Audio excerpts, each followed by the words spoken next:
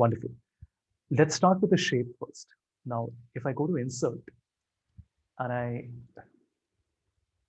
I'm making two rectangles and I'm copying these and I'm working one of these a little taller and the other one a little shorter. Also changing the color so that you understand this. I will tell you what I want. I want to connect this point to this point and I want to connect this point to this point. Can anybody tell me what shape should I select? So I want to show this movement from previous year to this year. So I want to connect this and this and this and this. What shape should I select?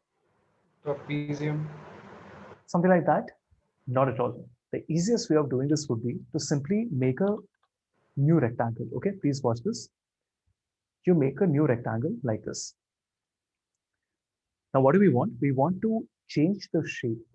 Right now, the corners and the midpoints are white in color. That means you can expand or contract the size. But we want to edit the shape.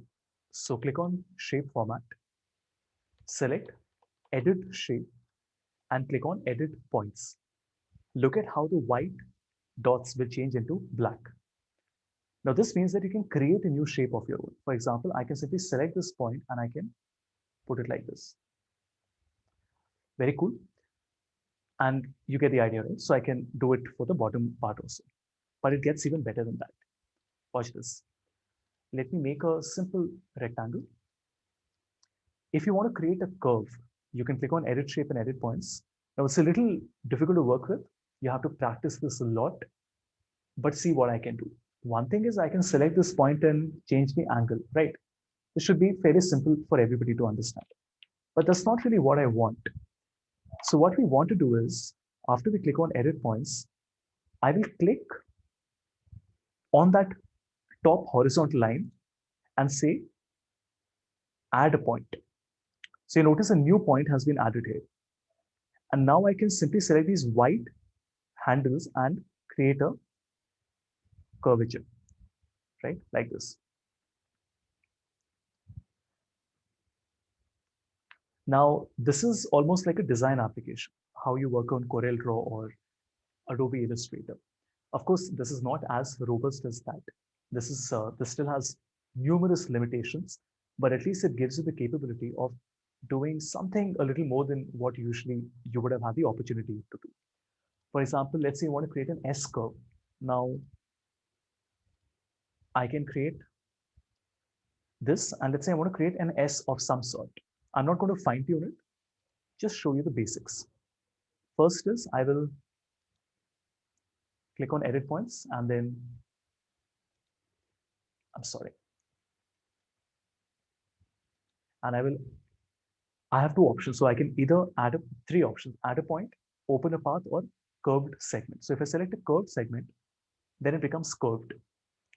And now you notice I can actually move it, but this is not what we want, right? So once again, right click, and I want to say open path. Open path is a little difficult to understand. It basically creates another inflection point in one of the corners like this. But this is very rarely used, so don't get confused with it. The most common one that you will be working on is add point. Once you add the point, you notice that I can simply create my curvature here like this, right? And this is how I get my curve. Now, if you notice, it's not 100%. With a little more effort, we should be able to clean it up a little bit, but it still gives you a fairly smooth curve. And from a PowerPoint perspective, that should be good enough. Now let's go one step further. Let's say you want to create a concave. So you can make a circle, edit points, and now you notice you can actually create a concave like this. Okay? So it's fully in your control like this. And there's quite a lot of finesse that you can bring into this. With Microsoft 365, you can even download SVG images, which is scalable vector graphic. So I'm going to go to a website called flaticon.com. If you haven't used it, you should. This is the number one, or at least one of the number one vector icons, right? So the 35 lakh icons available. Let's search for something. Let's say I'm searching for analytics. and let's select something that we like. So let's select one of the free ones, and I want to select, let's say, just a minute, we close this. Let's say we want to select this. So I really like it, but the problem is this is not conforming to my brand colors. So my brand, like Havisham Consulting, is blue and gray, and I want the same color. So please watch. I will not download it as a PNG. I will download it as an SVG, scalable vector graphic. Free download. Now let's click on Insert Pictures, go to our Downloads folder and select the pie chart. The first difference between a regular JPEG PNG and a SVG is that this is scalable. No matter how much you zoom in, it will never ever lose the clarity because these are curves, these are not pixels, right? That's the difference between a SVG and a JPEG. And here's the other cool thing. You can actually customize this. Please watch. Right click, group and ungroup. So yesterday I showed you how to ungroup a smart art. Today I'm telling you how to ungroup the SVG image numerous times. And the best part is everything has become separate. How cool is that? Which means that whatever I don't like or I want to modify, whatever it is, I can just change it. Like I want to change it to blue, select it, change it to blue, or different shade of blue. I want a gray, different shade of gray, right? And perhaps um, I want to change something. For example, I don't want this arc to come with the outer part. I want to it to come with the inner part. So we can select, group them, just reduce the size a little bit, and maybe keep it like this. You understand what I'm doing, right? Like I'm creating my own icons. How cool is that? Same thing. Now, because this part is there, you can also be a little smart with it. For example, right click, duplicate, and we will create a morph transition. And let's do something fancy. So I will rotate it like this. Now see what happens. When I go from the first slide to the second slide, I will get this. While it is rotating, you can also change the color if you want to. Let's change it to yellow. And now the effect is like this. So it's like a lock closing it, right? And maybe you also want this inner part to just jut out a little bit, maybe like this.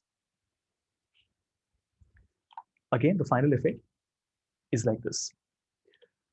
It's not like top of the line animations that we're creating, but there's quite a lot of work that you can do when you combine these different things. Morph transition, SVG images, and the editable shapes that you create. Any questions on this?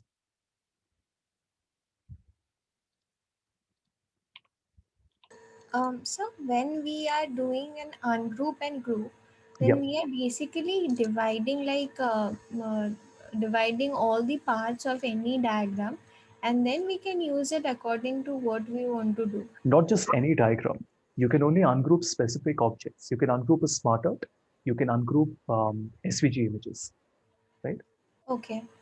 So in that case, like smart art means where there are multiple objects and like it Yep. would be like Like dividing these. each objects. Okay. Like these. For example, let's take an example, right? I'll show you a good one. Everyone, please watch. Let's create a new slide and insert smart art. And I'm going to select a cycle like this. And let's also change the colors. And we want something to happen, right? Something to change. So what we want to do here is I will first ungroup it. So everything becomes a separate shape and we will duplicate this. And maybe on the next slide, I just want to show them in a vertical line. So because I want to show them in a vertical line, what we can do is I can just select all the 5 circles, right? Please watch 1, 2, 3, 4, 5. Just make it a little smaller so that they fit properly. Oh, I'm sorry, there are, what happened? One second. Did I do it 2 times? Yeah, there are two. No, there are 2. I actually copied it by accident. Yeah. So there's only one, right? So I make it smaller. Now just watch this. I'll keep it above this roughly. 1, 2, 3, 4, 5. I want them all to be aligned to the left. So shape format, align and then align left. Align and then distribute vertically. So they all become perfectly aligned.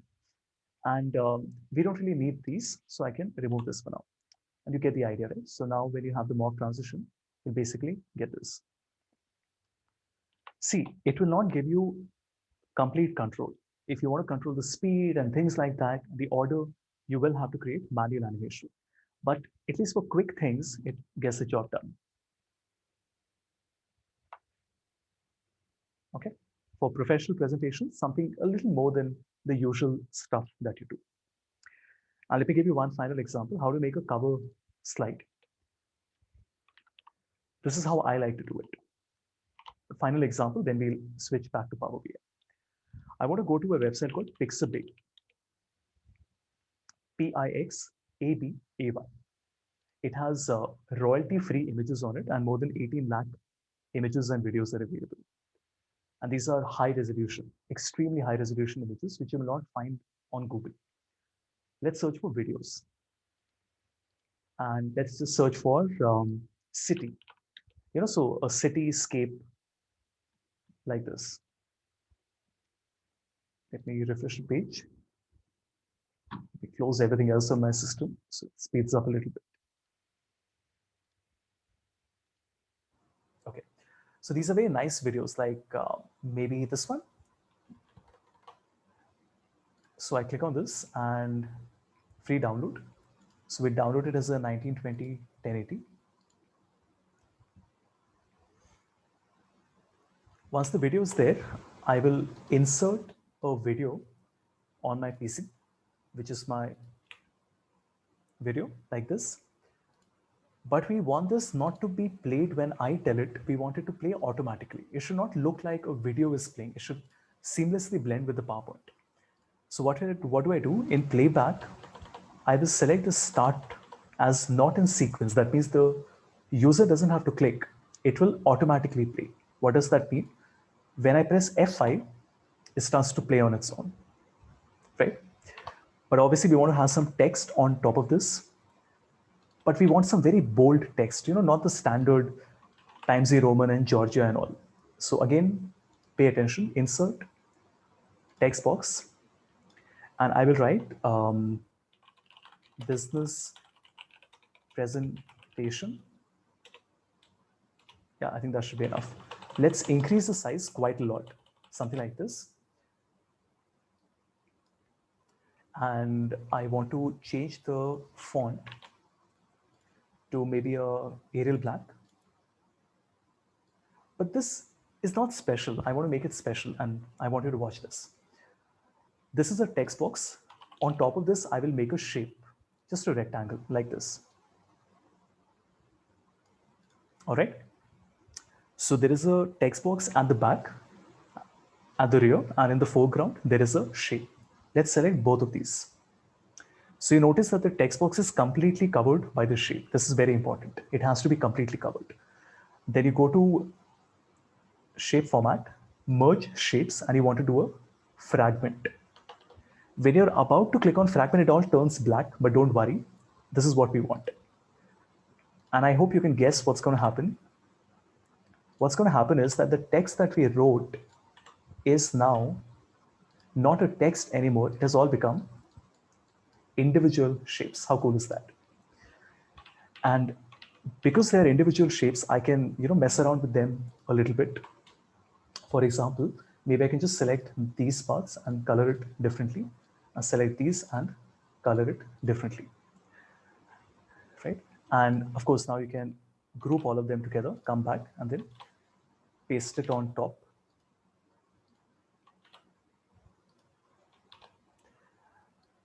Even though I've chosen horrible colors here, let me just choose, I'm sorry, let me choose something that blends more with this, right?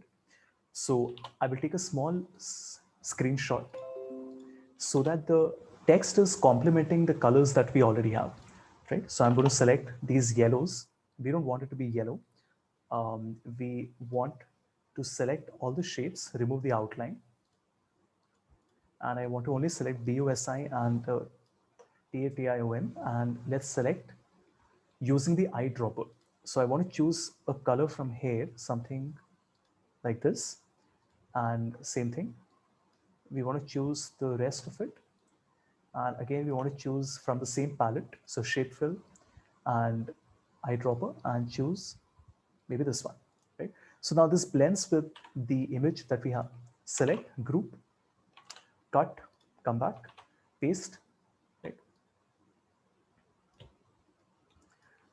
We are not yet done with it, okay? There's one part still left. So I think this looks great.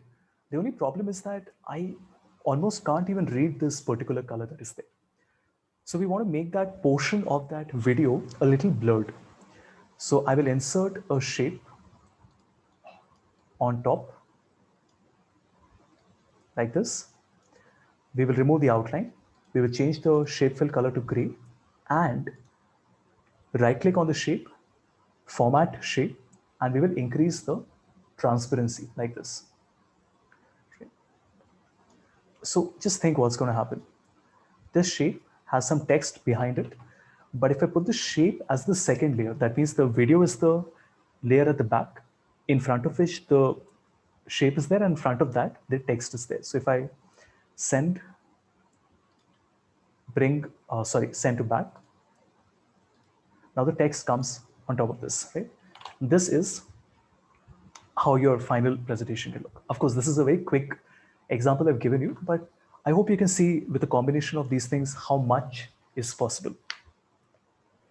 We could also bring those letters together Yeah, I using mean, that font and all. absolutely, absolutely. So, I mean, your creativity is in your hands as to how much you want to do with it, right? Also, instead of putting this block which you used, can we put any image and try to overlay it? It is possible, right? The font, instead of it being blue color or whatever we Yeah, could absolutely. Even an image that you have, you can put an image and reduce the transparency. That's possible.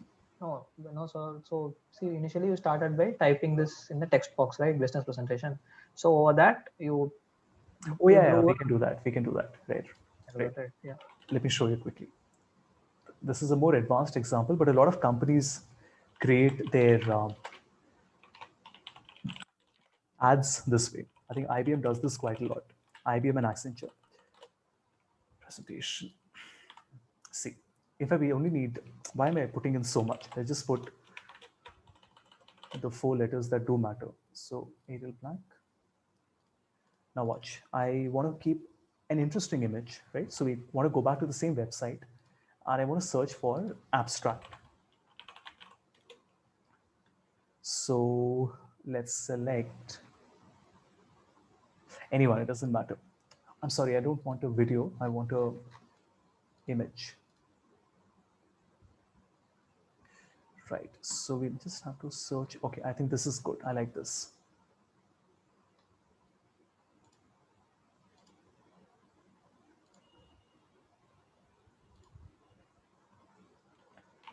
Let's come back. Let's make this a little larger. That will make it easier for us to work on it. Insert and then pictures, device. We have a geometric pattern. Let's keep it here. Select and just make sure the image is completely covering the text box. And same thing, shape format, merge shape, fragment. And now you notice you get this, right? And there really is no other way to create something like this.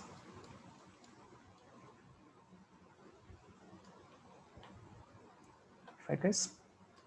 Good. So we spent a lot of time on this, but big takeaways: morph transitions super important, editable shapes super important, merging is super important, right? So just make sure to keep these things in mind. I've just given you like a tiny example of these things. There's a lot more that, like, I can guarantee you give me any visualization that a management consulting firm or a professional services firm or a Fortune 500 company is prepared, and I can recreate it for you. Maybe not 100%, but 70, 80, 90%, I will be able to recreate it right here on PowerPoint. It might not have the same finesse in it, but it will get the job done. That is how much confidence I have in my PowerPoint ability. Good. If we left the gradient, but let's save this for tomorrow.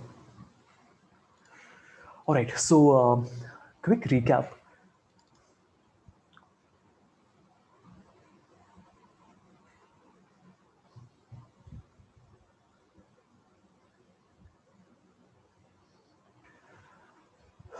All right, so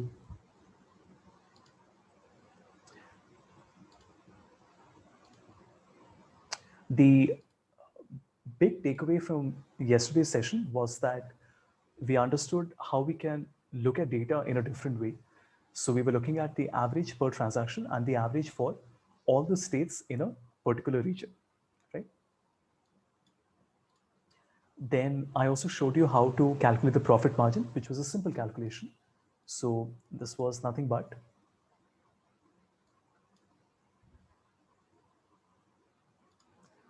either sum of profit divided by sum of sales, let's increase the size, sum of profit divided by sum of sales, or we could also have done an inbuilt quick measure, which would have been divide sum of profit divided by sum of sales. Even though this is better than the one we wrote, the reason is that by chance, if somewhere the denominator is zero, sales can be zero, right? Then it will create a problem for you because it will return an error and then the entire calculation will not work. Divide is what we call a safe divide, right? So it's a safe divide function. This means it handles the ability to divide by a zero case. So it is always recommended to divide like this, not like this, what I've done. As long as you know that there are numbers, it should be okay.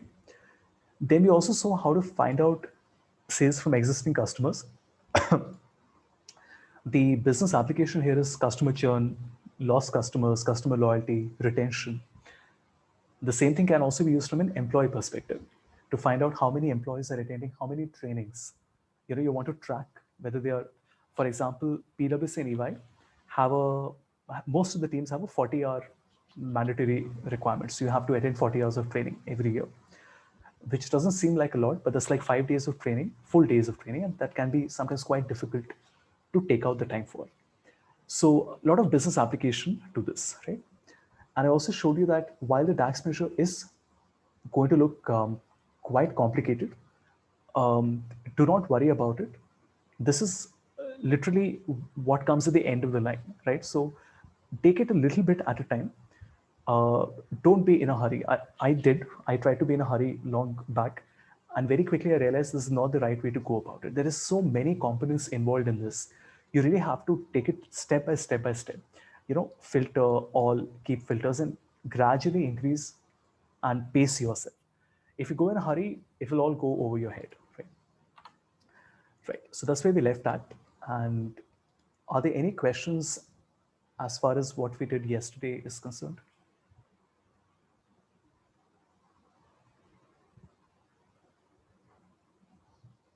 Just take a minute.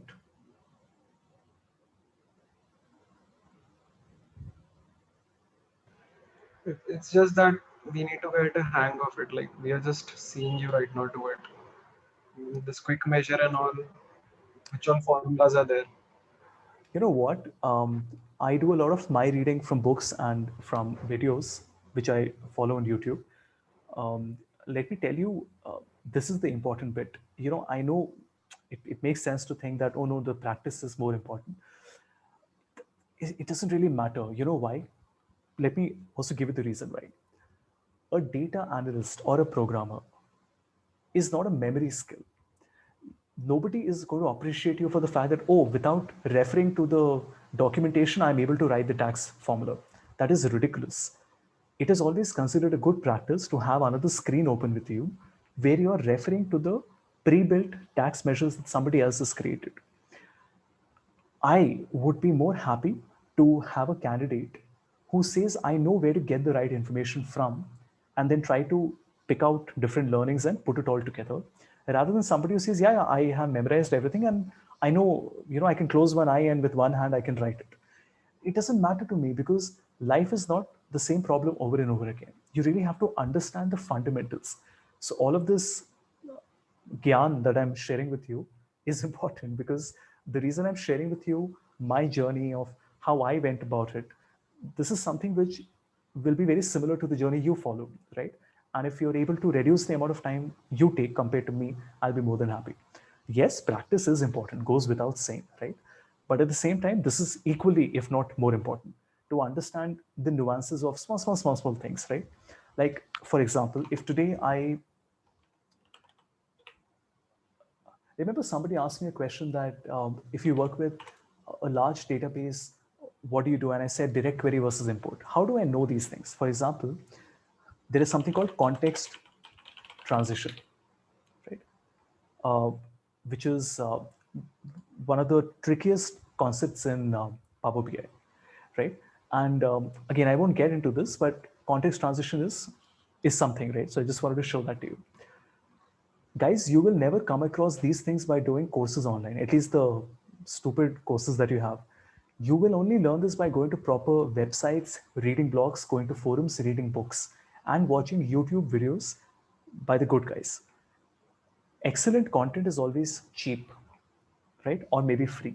It's the mediocre content that is always expensive, right? I charge my clients 10 to 12,000 per hour, okay, for trainings like this. I'm charging you guys peanuts. It's the opportunity of a lifetime for you to be able to absorb whatever you can. I'm not saying I'm the pinnacle and I know everything. All I'm saying is that I can at least put you in the right direction. So yes, practice is important, but this comes first. Please understand. Read the theory first. Read it 2 times, 3 times, 4 times before you get your hands dirty and you start to type the formula. It will just make your life so much simpler, because when you're typing it, you will know exactly what all is happening. Otherwise, if you focus more on the fact that, oh, I also want to replicate the formula Havish told me, you will ignore a lot of the nuances, right? Just my 2 cents on it. But do what you're comfortable with, right?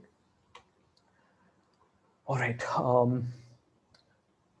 Let's see what we want to do. Let's take a moment. See, we have done a few custom visuals which we downloaded.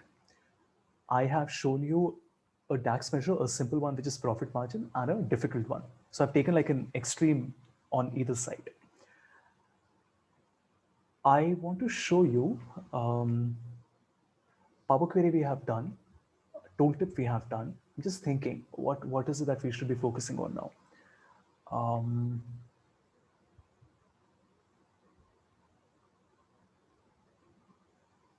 Because there really isn't any big topic that we have left out. Let's just create a dashboard, and I'm sure in the process of making it, we'll come across many more things, all right? The same data set that we have, let's create an entire dashboard. Let's also focus a little bit on the visualization side.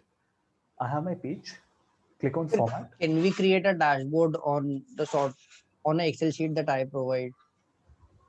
Maybe a Google form result, something like that. I want to see how it works, because when you have a certain set of data, really very, yeah. Just give me 2 minutes. I will reserve my comment before, till the moment I see it, because if it requires a lot of cleaning, then it doesn't make sense for us to clean it for 30 minutes. If there is no learning. Yeah, if it requires cleaning, let me know what it requires. I'll do it. Send it.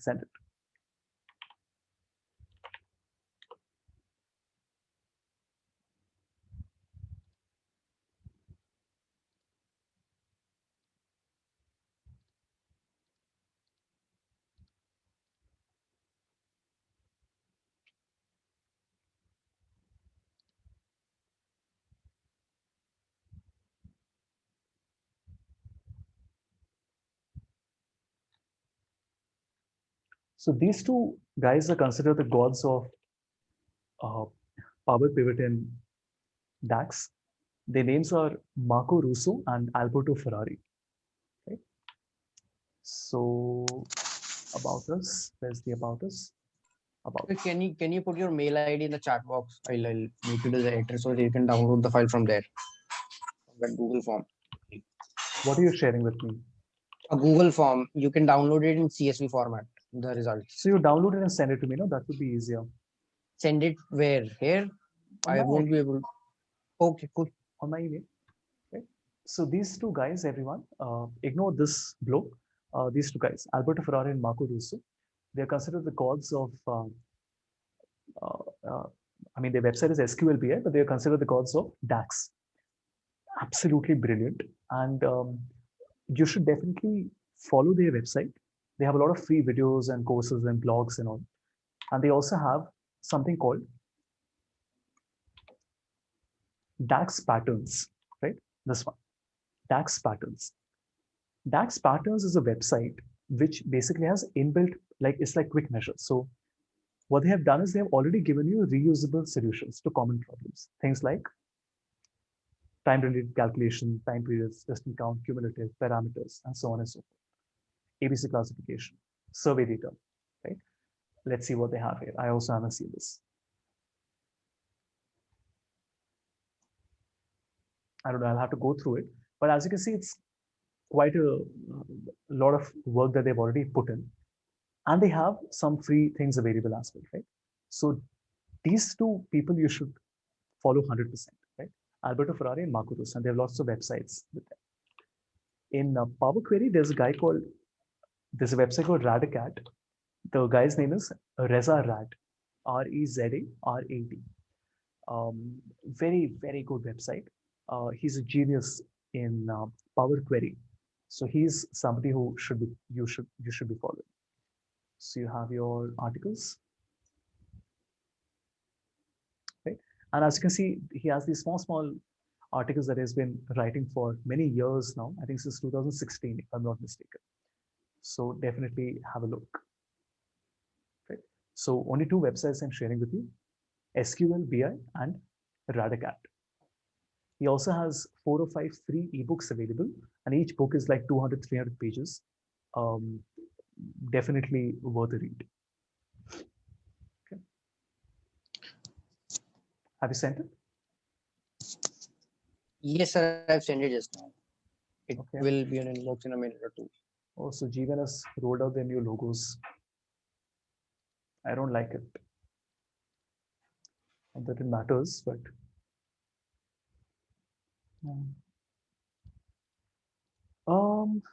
let me just double check if I've typed it correctly. Havisham Goswami. It seems right. I don't seem to have got it.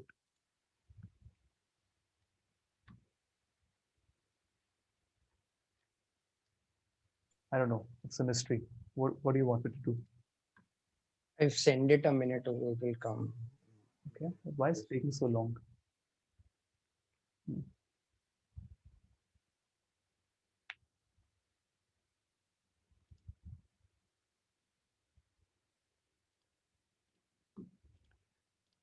Anyway, while we're waiting for it, let me finish the publishing. Sir, can you talk a little bit about the analytics engine that Tableau uses? The Tableau uses, but we have two separate Power BI uses. Power BI, yeah. Power BI. The analytics engine, I'm not really sure what you're referring to. So, see, Power Pivot has something called the tabular engine.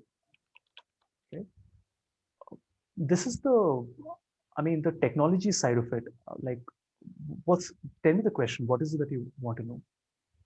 How the computational all happens in the backend, how the memory allocation and all. I mean, that is not what the training is for. Neither am I the right person to talk about it. I'll give you one example, but I'm not going to get more into detail for two reasons. One is that it's not in the scope of the training, and neither am I the right person to talk about it. But since you asked me, this is very high level stuff, okay? Please watch. So we have profit and we have segment. The others, if you want to skip this, you can, as in skip it, as in prioritize it a little lesser. I'll be okay with that. See, have you worked on SQL? Yes, sir. Okay. So then you will understand this. What I'm doing is I am creating two slices, which has my order date, and the other one has my region. Okay. I'm going to click on view, and there's something called performance analyzer. This basically understands that when I select a slicer or click on a chart or do anything, interact with it, what is happening at the back end? For example, when I select central, you notice that it is changing. Now, this is what you're saying, no? How is it working? How is the engine doing all this? How are they connected to each other? There's no formula clearly that we have written. So watch. I will select my performance analyzer and I will start the recording. So this measures it in milliseconds. So I click on start recording and I'm going to click on central, or let's say east, west. Now select west and east. And I'm also going to choose a different time period like this. And then stop. Now let me export it as a JSON file. So I'm going to put it on my desktop, and I have my JSON file with me. So let me open Notepad++, and here I will open my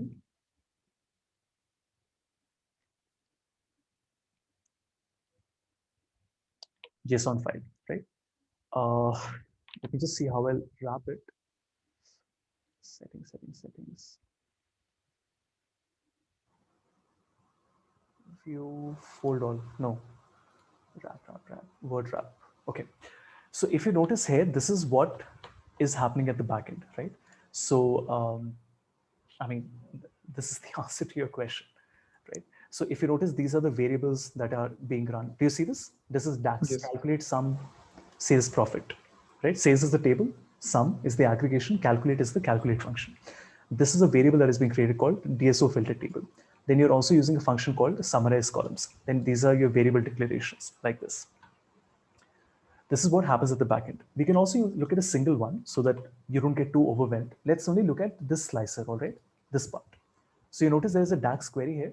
I'm only going to copy this query, that single query, and then put it in this.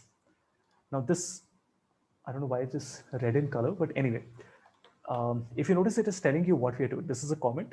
We are defining a variable, which is DSO core values. That means a list of all the regions. And then in my primary windowed variable, I'm creating a top in filter for my sales region. And then I'm creating an evaluate and an order by. It's very similar to SQL, isn't it? You're using an order by function. Yes, sir. The SQL query. It's like a SQL query. So see, DAX and Power Query both will have a lot of similarity to the way SQL works. Things like merge, join, group by, order by, inner join, things like that.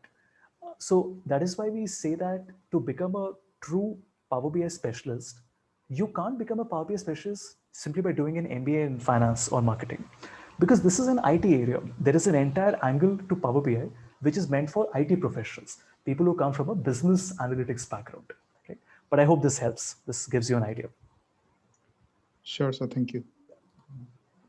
By the way, you can even run SQL queries directly. Like when you're importing something from a SQL or a MySQL database on Power Query, if you want to directly run a native SQL query, you're able to do that also. So you can literally type your SQL query there. That would also work. Okay. Good. So Amit, you've sent me something. Let's open this.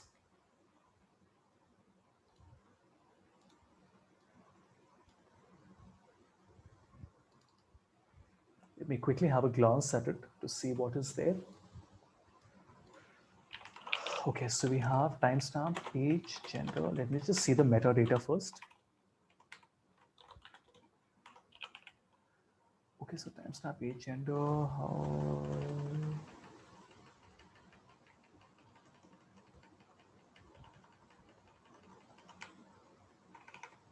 Okay, it's fairly clear. The only challenge we'll have is with these, where you have these multiple options, but we'll worry about that later, not now. Let's load the data and then you can help me with it, all right? So let's open a new Power BI file. Oh, but I would like everybody else also to understand. No? So let's spend 2 minutes to see what all is there. Age is okay. Let me also apply a filter to see how many values we have. So we have 16, 21, 22, 35, 36, 50, greater than 50. Gender is there, which is fair enough. Then we have country residing in, tier 1, 2, 3. Occupation is 5 options. This is not a number, which is going to be a challenge for us, right? So usually what we do in such a case is to be able to create a continuous variable, we take the midpoint. So like I will take maybe 2000 and then 8000 greater than 3000, 5000 and 7000, just one of the options. Otherwise it is categorical data. Then you have your always, never, often, really, sometimes. That's okay. Also, these are all Likert scale. Perfect. Then you have your multiple select questions. All right. So this is where some form of a separation will have to be done. Like the EY top analyst example, these commas I'll have to separate. Now, I don't know for what reason one is coming as a semicolon and the other is coming as a comma, right? Which is very odd because it shouldn't really come like that, but that's okay. This is, this is the data cleaning bit.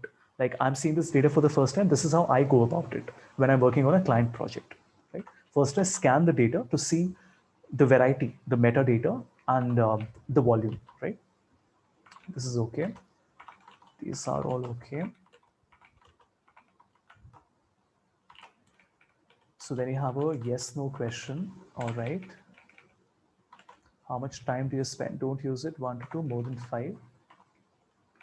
Okay, this is all right. What is this? Why is this blank? Okay, these are numbers. Very important. And this is an open end, is it? What is it? This one? AQ? This one, Wait, let me reduce the width to 100. And let's also do a wrap so we can read it properly. Oh no, these were also options. So what is the main reason? Okay. Okay, so I have a fair bit of idea. Let's go to Power BI and get the data. So get data, text CSV, downloads, and consumer buying behavior. See, usually we don't work in such a hurry. We spend some more time understanding the data, but that's okay. I'll transform it. Now, the very first thing you should do is to remove everything that you don't require. So I don't require the timestamp, so I'll remove it. I'm not doing it with everyone, but that's the first thing that you should be working on. All right, now you have, every record is obviously one respondent. So at least that part is easy for us, which means that we don't have to bother too much with the fact whether the same respondent has multiple answers or not. We have 45 columns and 86 records with us. So can you tell me some questions to which you want an answer? the one with the multiple answers, the one with categorical and continuous data, like age. Yeah. So see guys, what we do here is, there are of course multiple ways of looking at it, but this is what we do. You cannot handle this delimited value inside the original data set. So you have to create a duplicate query and link it. I'll show you. This is the question: during the pandemic, where did you buy these personal care products? I'll have to create a duplicate query, right? But the problem is I don't know which row it is assigned to. So the very first thing we have to do always is you have to create what we call an index number. This is a must in any data operation. So you go to add column and then you will say index column and from either 0 or 1. I just want to like a serial number, okay? So I can know which record I'm referring to. This is okay. The index can be at the end also, it doesn't matter. I'll duplicate it. Now what we want is, we only want to select that one question, which is this one. During the pandemic, where did you buy this? This one, we want to select this age. No, we actually don't need the age, and we only need the index, and we need the pandemic one, which is this one. So I'll press Control and select both of them, and I will right click and say remove all the other columns. So we only have the index and the question with us, right? But there is a mapping. The key here is the index that we're looking at. Now here the problem is that we have a semicolon and a comma. Is supermarket and hypermarket one option, or are they separate options? Let me check in form. Give me. I will tell you, it's one option that you are given, right? That is why it has a comma in it, and the semicolon is the delimiter, right? So what we're going to do is we will split it. So transform, split column by delimiter, and I want to split it by my semicolon, right? And I want to split it into rows. So we get this data. Yes, sir, both are one. Both are Both one, is- yeah. yeah. So now if you notice, the index numbers are being repeated. Do you see this? 2 is coming 2 times, 3 is coming 2 times, 4 is coming 2 times. And this is what we wanted to do. You know, if you notice, 10 is coming 3 times. Local kirana, supermarket, and e-commerce. Make sense? Now what we do is we will close and apply, and we will create a relationship between the two tables that we have. Now you notice this is an automatic relationship. So it has automatically created a relationship between my index and, let me just increase the height a little bit. I'm not sure why it's not allowing me to see all the columns. Wait. 1 second.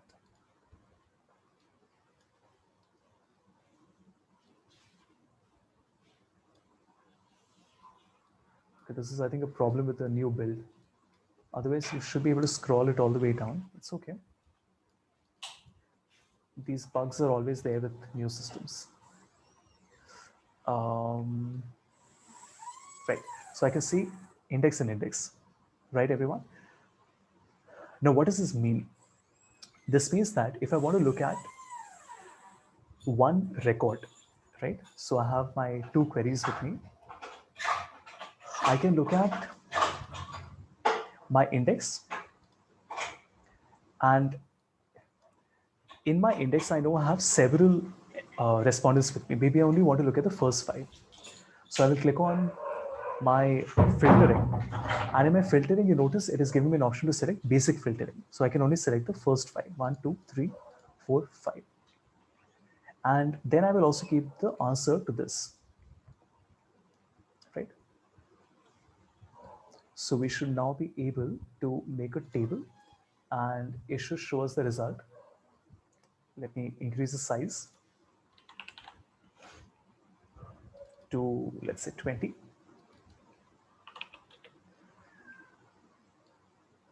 Like this. And basically, this is what we are looking at. We are looking at the same respondent having 2 different options that they have selected.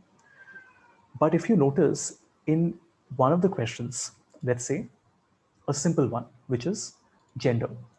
In 1, 2, 3, 4, 5 index, I have both men and women, correct? So what I can do here is, now I can make a slicer with my gender, and now you notice these are linked with each other. What does it mean? I now will be able to say that for men, what were the total number of supermarkets that were chosen as an option? And for women, what were the total number of, let's say, e-commerce that were chosen as an option? Makes sense, everyone?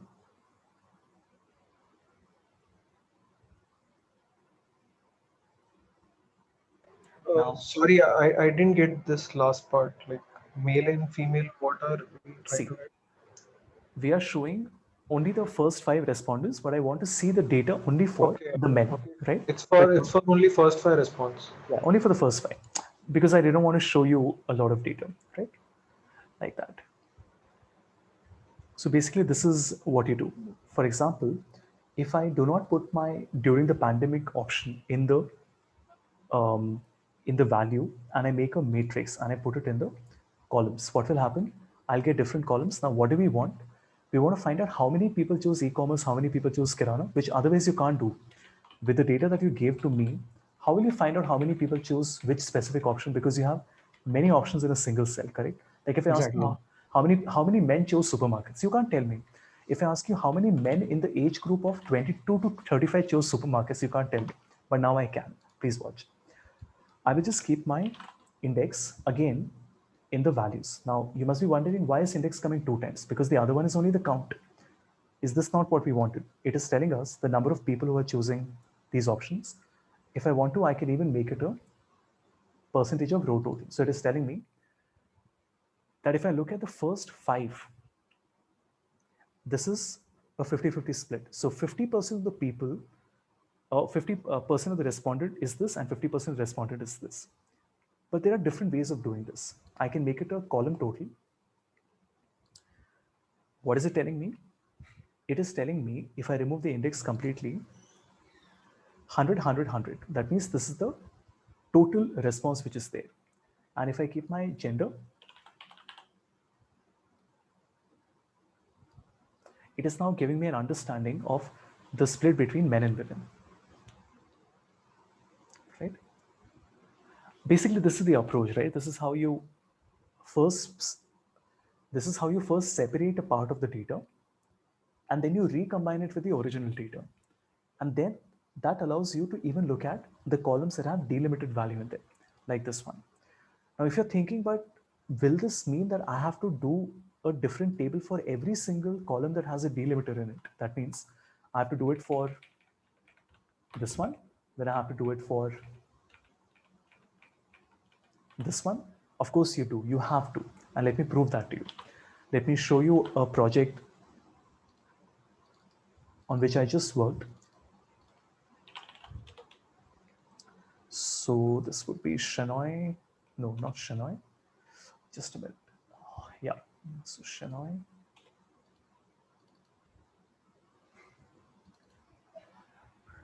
This is a survey data. It's an HR survey, but fundamentally the same logic, right? There were different respondents, there were different questions that were asked.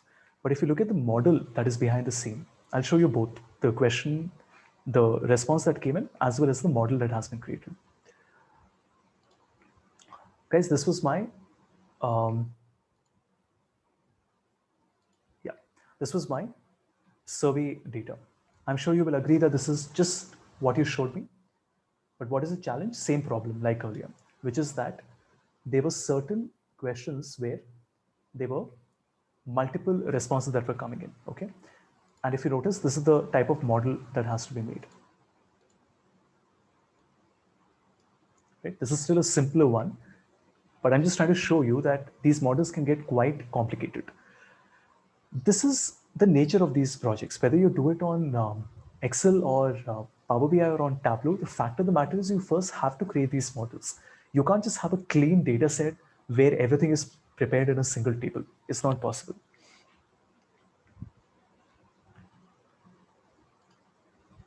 So now you can give it a try. You can take the data that you shared with me. Like I separated one of the questions, you can separate all the questions. So basically, you keep on creating duplicate queries. So I created one duplicate query for one question. You keep on creating duplicate queries.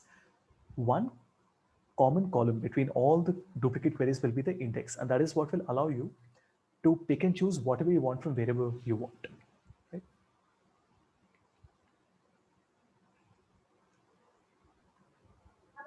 Got it, sir. Thank you. Right? So see, it's not... Sir, instead of using an index, we can use a table data which is acting as a primary key. For example, employee ID. But I don't have that here. No? That's why I had to create an index. And maybe timestamp that you just deleted. Guys, see, you're absolutely correct. Ideally, a key would be an ID, but I don't have an ID here. That's why I created the index, right? Otherwise, there's nothing unique in all the records. That's why I had to create an index. We could use the timestamp as well, but that's not correct because they could have been, theoretically, it's possible to have two people who submitted the survey at the same time, isn't it?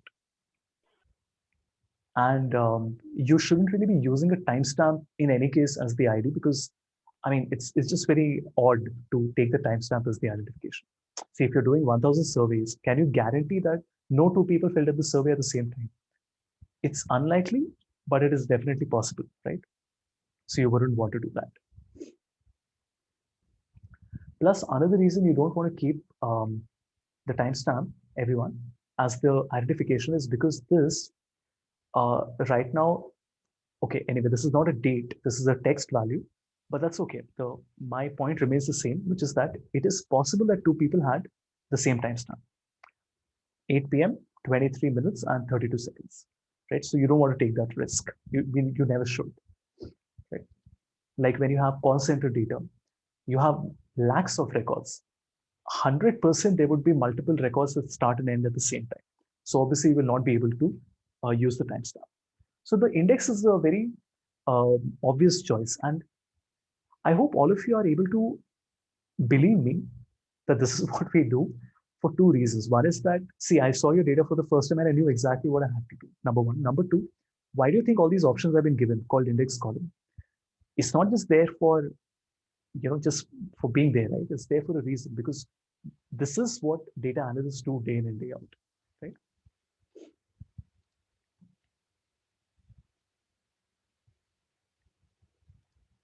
Okay, I have one more question. This is, just let me clean it up a little bit. Somebody from IIM Visakhapatnam had asked me this. All right, his name is Prashant Verma, if I remember correctly. So you'll have to give me a moment to search for that problem. It's a very good problem, and we had a lot of fun solving it. Power BI, Prashant, I found it. Now, this was a while back.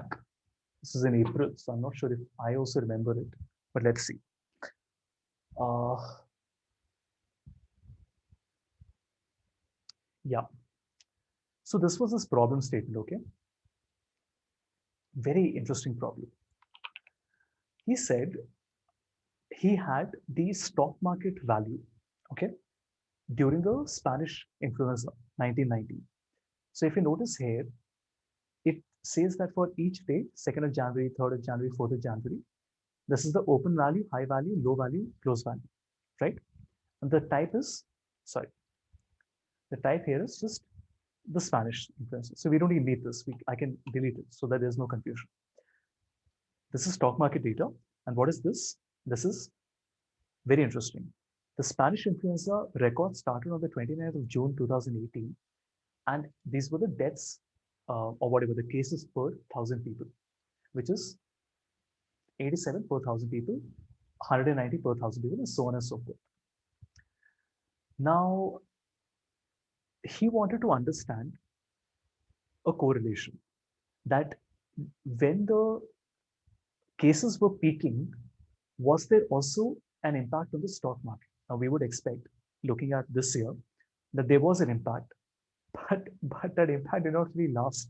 Like if you look at the stock market in India right now, we're almost back to our ever time high, right? Fairly close to it, which is crazy. It's unprecedented. Even internationally, US elections are happening, but the market is doing very well, taking everything into account. But anyway, the automatic assumption here is that the stock market will get impacted. Like if you look at the high prices, I would definitely expect these prices to falter a little bit when the cases go higher. Right? Is the question clear, everyone? What we want to do? We want to have a trend line, two trend lines on one chart. One chart will show me a line which tells me how the stock market price is increasing or decreasing. And the other line will tell me how the cases are increasing or decreasing. So I just want to draw out a correlation between them. So we want to create something that looks like this. His solution anyway had a different statistical component to it as well, but the cleaning was very challenging here. And this is what I want to show you. Just wait a minute. Maybe a time series column and two other columns, and then a same line chart plot. So this is what we wanted. We just wanted one line, which is my Spanish flu per 1,000. The other is my close value for the market. And as you can see, I can compare it. You see this? Like if I only look at this period when the influenza happened, what is my first glance conclusion? That, I mean, look at this part, November. My stock market kept on dropping, right? In fact, I can also go to a further level of granularity like this. So you notice that my stock market was very volatile this period during November, despite the fact that, oh, actually it makes sense. So while cases were increasing, my stock market was also impacted, right? But there are a lot of other cases where you notice there was a sharp increase, but this also was a decline. But there were a lot of cases where the inverse might not have held true. Now, how do we do this? As somebody correctly pointed out,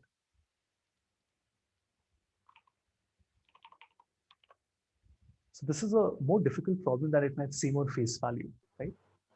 On Excel, so we could do this, right? How? Tell me. How would you do it? One column will be of time, like Okay. the dates, and another column will be the closing stock market, and another one will be of Spanish flu per 1,000. Then you will do a VLOOKUP, but then there is no interactivity. You can't create a dashboard from it, correct? So the purpose is that we want to create a dashboard from it, right? What you're talking about is a manual job. Like I'll create a list of all the dates. In one column, I'll have a list of a VLOOKUP. I'll just search for the value. Right? Combo line chart, yeah. Absolutely. So look what we do, everyone. Let me select Excel and select Corona plus Spanish.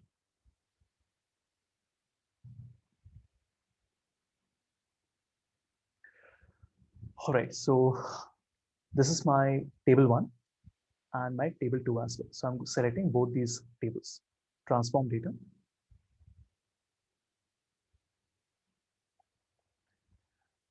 Okay, now what we want to do here is this and this, let it be how it is. We'll close and apply. I want to create something which is an intermediary link between these two tables. And what is that? That is what we call a date table. This is what we call a date table. Right? So very important concept in Power BI, how to create a date table. You notice a lot of people have written, even Microsoft has an entry on this, how you can generate a date table. Let's see how we do this. I have my two tables with me. We will click on the modeling button, this one, the one in the center, the data button, the one in the center, which we haven't used now.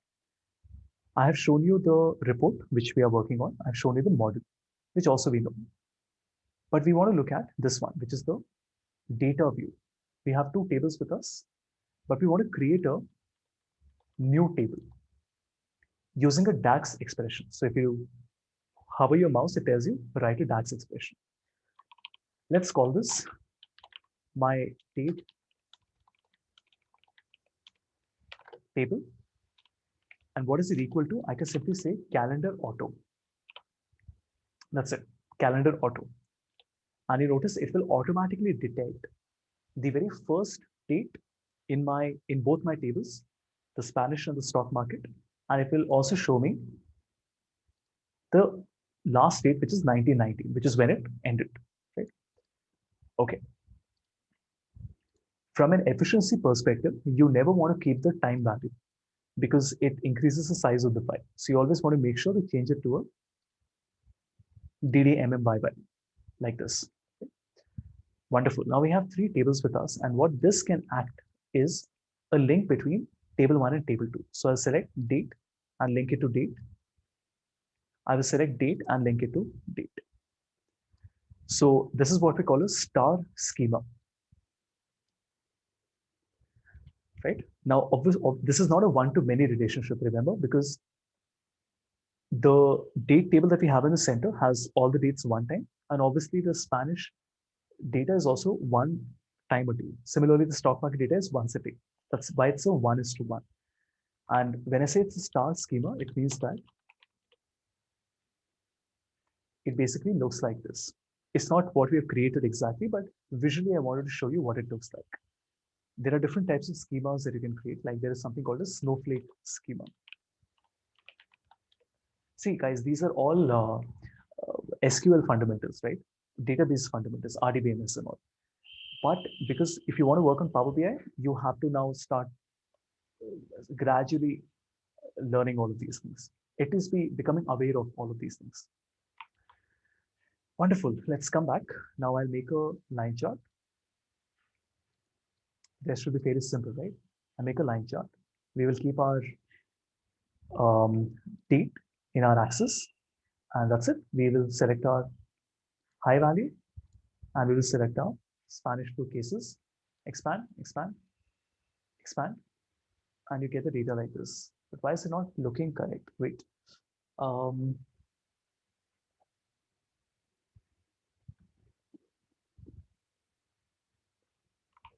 Wait. Is it a double axis chart? I don't remember.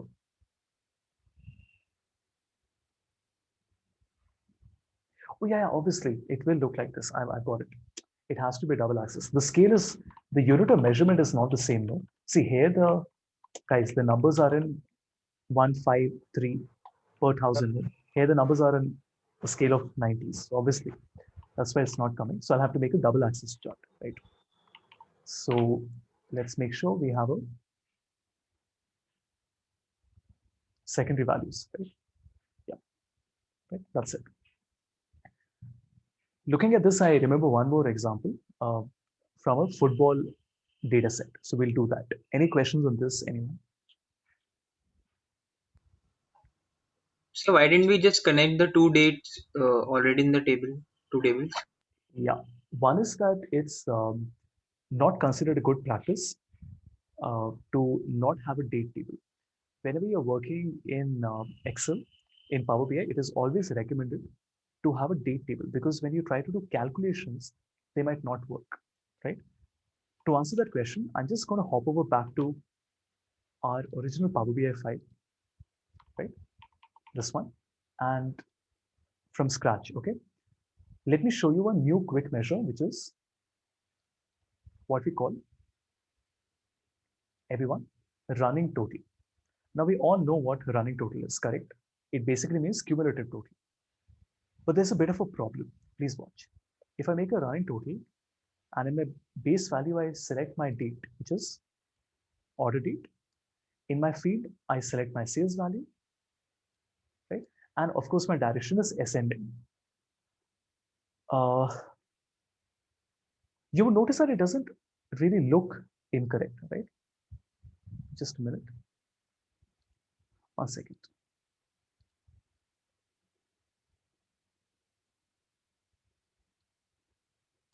Yes, the other way around. So sales is in base value and order date is in field.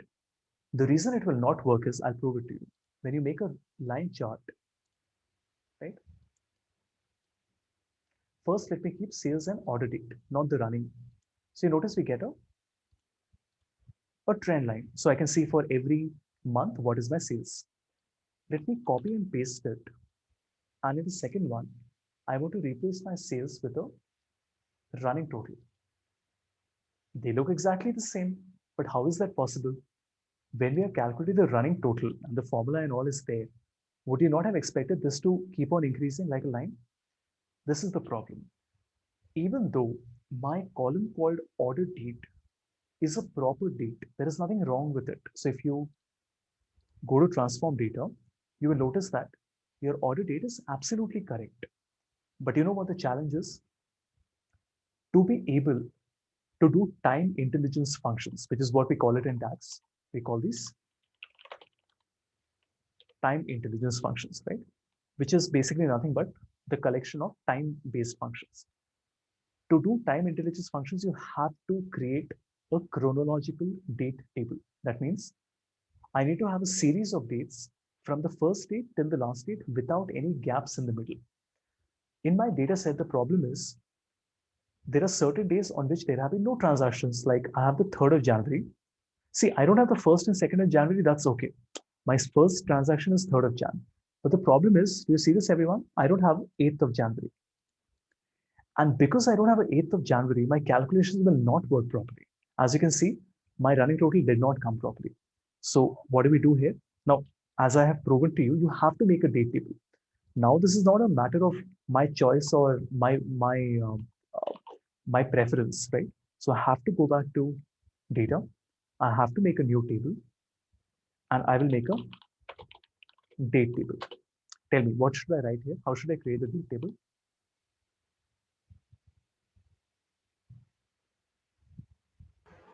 Similar format. Like, will this be correct? Calendar auto? What do you think? Format should match with the earlier one. What format? Date is date. The format is date. See, the format as in the DMY, MDY doesn't matter. A date is a date, right? It's considered as one value. What is the problem when I select calendar auto? How many date columns do we have in our data? One is the order date and the other is the Shipping date. Shipping date. When I say calendar auto, am I specifying which column I want it to look at? No. So what will it do? It will look at the earliest date, not just in the order date, but in any single column in my data set. And at the latest date, which is the maximum, it will look at any one. That's not really what I want, because if I press calendar auto now, you will notice that if I sort it in descending, it is also showing me dates for 2017. My order date, remember, is only for 30, 40, 15, 16. Why is 17 coming? Because the 17 is being picked up by the ship date, which is something we don't want. So what I can do is I can create a calendar like this, where I can put it manually. I will say, I want to create a date. What is the year? 2013, 1/1, which is January 1st. And then I want to create an end date, which is 2016, and then 12/31. Now this is better. This means that my sales data is only till 16, so I'm only taking the dates till 16. Tell me, what is the problem with this if I do it this way? Sir, it will be restricted to those intervals only. It is Dana, it is static. Tomorrow, Yeah, static. tomorrow when I do get the values for 17, I will have to come back here and change this, which also I don't want. So I will do the third thing. So I'll not use calendar auto. I'll not use a manual date. I will say a calendar where the start date is the minimum of my order date, right? And the end date is the maximum of my order date. This is the best way of doing this.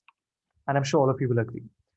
Here, this is very similar to calendar auto, which means the min and the max is calculated automatically, but you are choosing the column that you want to look at. See guys, in a actual data set, we don't have 2 or 3 columns. We have many date columns: order, ship, receivable, dispatch, right? So you really have to control it very well. So now when I do this, you notice we get from till the 30th of December 2016, starting on the 3rd of January. Right? This is exactly what we want. Let's change it to a date. Now watch. In my report, do you see the small icon next to order date? This calendar icon, what does that show? That it's a date column, correct? Now, if I go back to my original data, I have a 4th table now. Let me bring it here. And if I select my order date and connect to date, you know what will happen? Now you have defined the date table as the proper date. This means this order date will not be a date anymore. If you notice, this order date, everyone, is not a date anymore. The calendar symbol has gone away. Also, you notice my sales from existing customer and sales from new customer ID is giving me an error now. Makes sense, right? Because it is referring to a column which is now not a date. This is just a value, a vector, a value, a column with multiple values in it. But do you see how this running total is working now, right? So what does it mean? This means that, see, I will put my date here in axis. Here also, I will put the same thing. I'll put my date in axis. Please watch. Expand. Expand, right? And my sales running total is not correct because remember this was calculated using the original order date. So I'll remove it and I'll create it once again.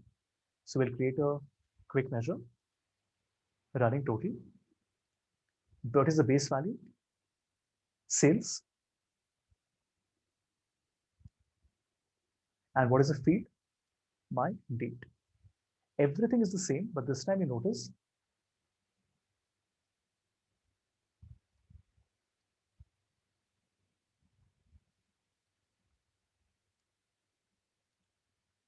I get my running total like this.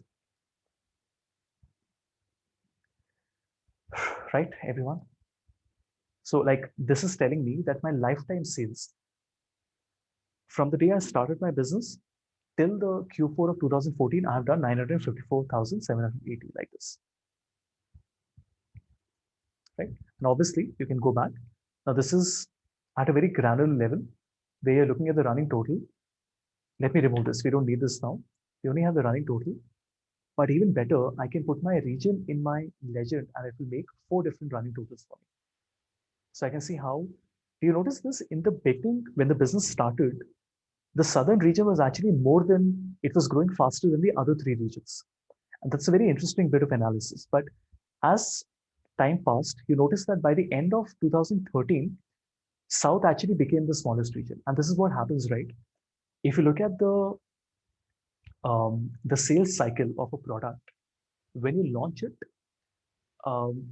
it peaks and then it starts to slow down. And that is what you want to track because you don't want to spurt in sales and then you want it to plateau. You want it to grow gradually, right? Exponential growth is great, but what if it just stops to grow after a while? That is something very important for you to analyze. Okay, so let's just recap what all we have done. I have shown you how to make a date table using a DAX expression.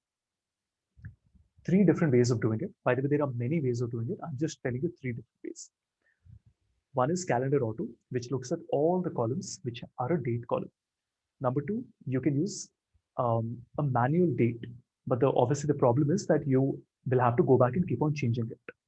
The best one is to use the min and the max, where you can control the columns that you're looking at. It can be either one column, maybe the min is from one column and the max is from a different column. That is also possible.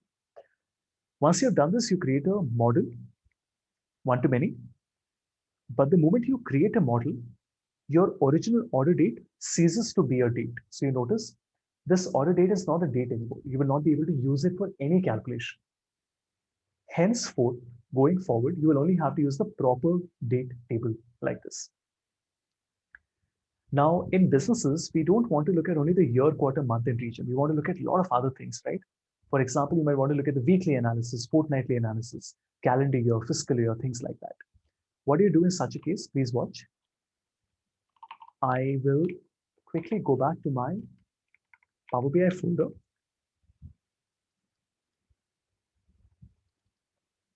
Now there is a DAX code that I've written, which looks like this. Okay, just let's understand what is happening. This is my name of the table. And what am I doing? I'm not creating one column. If you remember, in my Power BI report, we only created one column, correct? But what if you want to create multiple columns? Look at this. Do you see how cool this is? I can create a function, add column, and I can create multiple columns. And you know what these multiple columns are? One is calendar, one is date as integer, one is year, one is month, like this. Very cool. Let's see how we do this. Please watch. I will select this and replace our date table with this.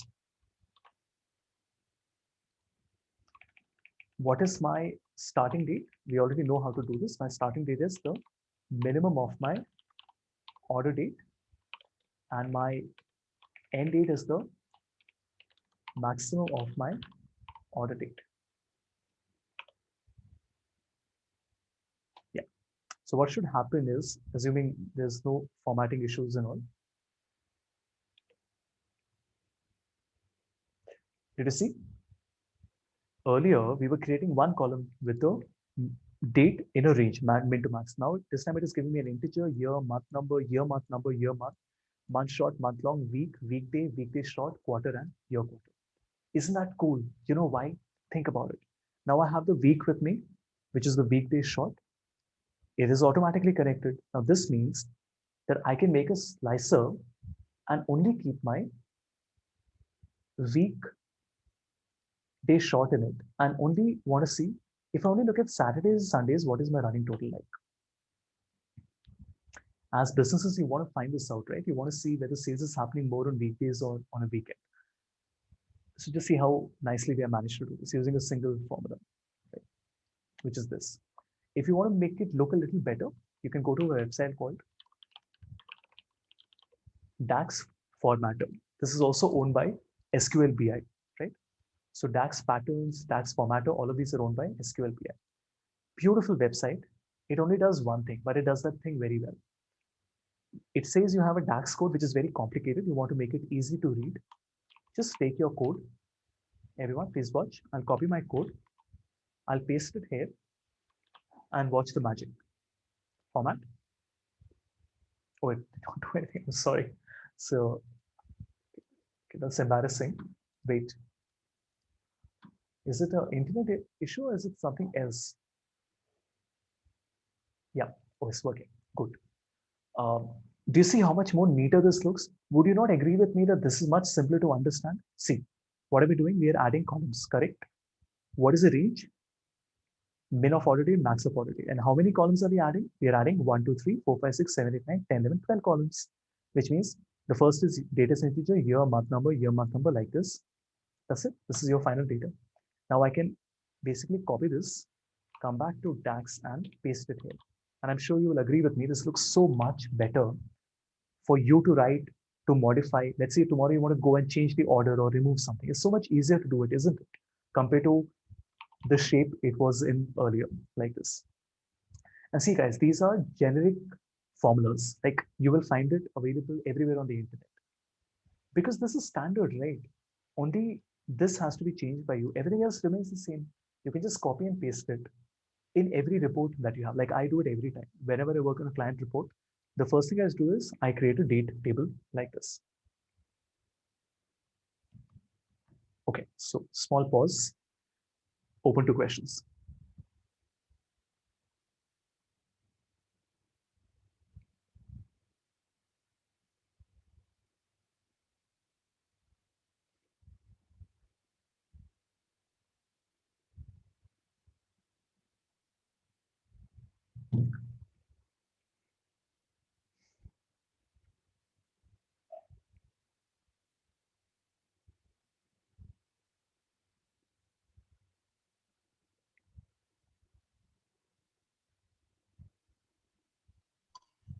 Excuse me, sir.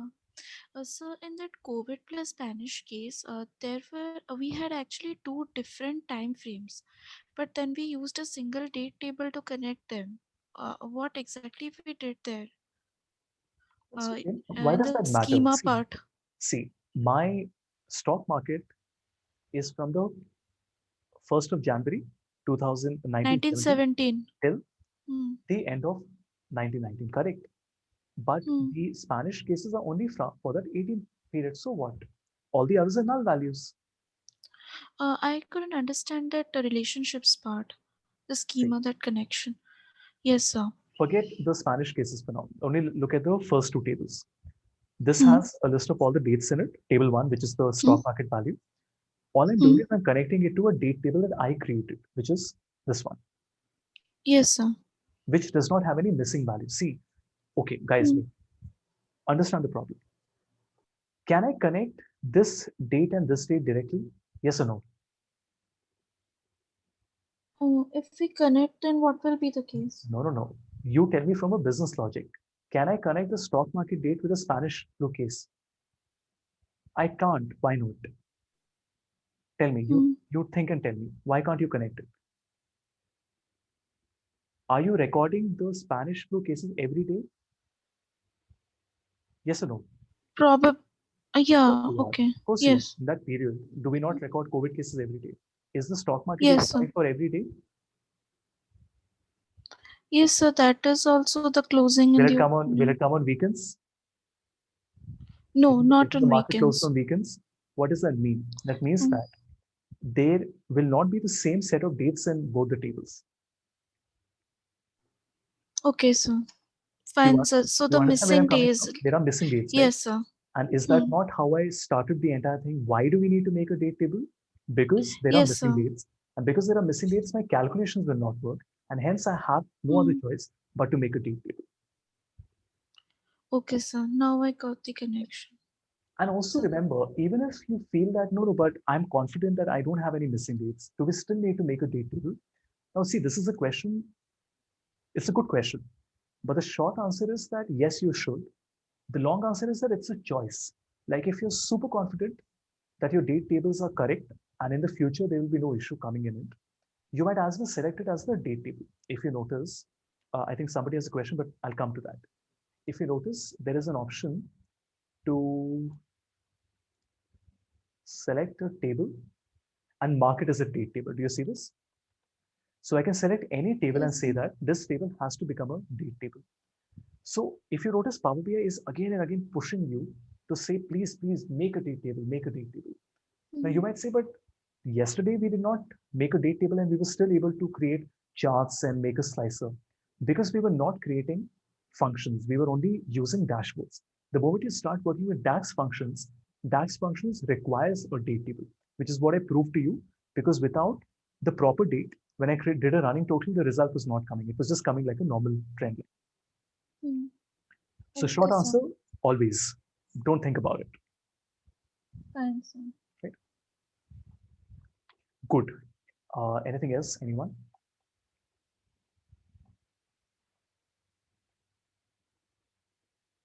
Like I'm working on a project right now, which is an HRMIS data from SF, from Success Factors on SAP. And I've just started, literally I've made 3 charts and I want to show you how complicated the model has already become. Right? You want to see the real life data analyst? I want to show it to you. See, I've just created this. Nothing, just a gender diversity, grade-wise distribution and a grade grouping. And I have a business unit filter here. So I can select the business unit I want. Nothing fancy, right? And the data is coming from my one second, report, which is my basically my HRMIS, my organization report, all the details for all the employees, right? You want to see the model? Watch this. This is the state of the model right now, and I have a call with the client tomorrow. And what I'm showing you right now, these 3 charts, they need 9 charts on one page, and they need 10 such pages. So you can imagine how complicated this model will become by the end of it. But this is very typical. I mean, this is not a special project that I'm working on. This is one of the simplest projects. I don't tell my client this, but this is one of the simplest projects I've worked on. It just looks a lot. But if you notice, all of these smaller tables are my dimensions, right? Which are connecting all the 3 fact tables like this, right? Somebody who comes from a SQL background would know what I'm talking about. Even if you don't come from that background, at least now you have a level of familiarity with what is happening, right? And also you are now aware of the fact that learning Power BI is not just about making visuals and putting colors and all. There is a lot more that goes behind the scene, right? Power Query for combining the data ETL, and DAX for running calculations and creating a data model. Okay?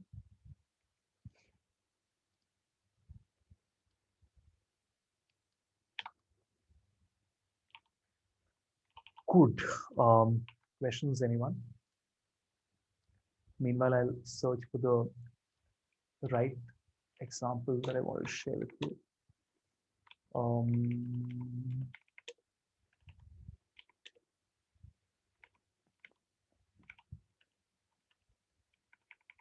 Excel, Power Query, and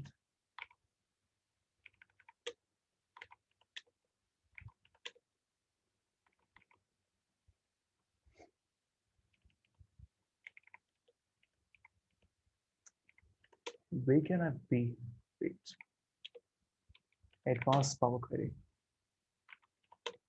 Generate series, key influences, parameter, guides. No, this is not what we want.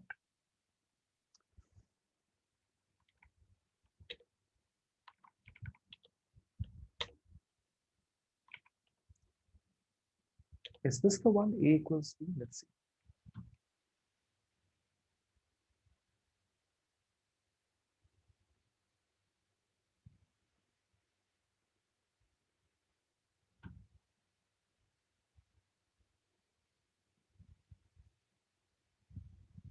Oh, there's nothing on it. Wait.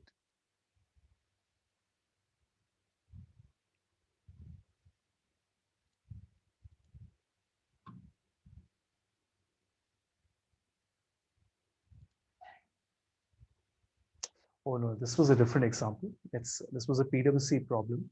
That's okay. We don't need to do this right now. Good. I think we've done a lot. Let's not, let's not overdo it. It's not a competition that we have to do more and more and more examples. A breather is also important, right? In terms of the aesthetics, how to create a good dashboard. I mean, it's not a book that I can share with you, but I can share some very good references with you. Flat icon, everyone, allows you to get icons, right? Then you have Pixabay that allows you to get royalty-free images and videos. Then you have Adobe Color Wheel. So Adobe Color Wheel basically allows you to understand how colors go with each other. So if you notice, you have something called color harmony. So you just don't use colors willy-nilly. You just don't decide whatever you want. There is a system and a pattern to it. And this is how you understand it. And Adobe, without question, is the leader at all this, right? It's not opening. Yeah, it's opening now. Perfect. So if you notice, these are called color harmonies. Let's say you want to choose analogous, which is the simplest one. What it means is that if you notice, these 5 colors are going well with each other, right? So this is human psychology, right? Now you might say, but I don't see these to be a part of one bucket. It's orange and whatever, magenta and blue and green, but it just is. You have to understand that. Like in monochromatic, you can look at different shades and different hues of the same color, like this, right? Very cool. Then you have a triad, which is 3 colors. Then you have a split complementary and complementary. So it's a lot of fun to play with. And Adobe is not telling you what you should use and what you should not use, but like these 5 colors, if you look at it, I'm sure you will agree that they all go very well with each other, despite the fact that they're very different.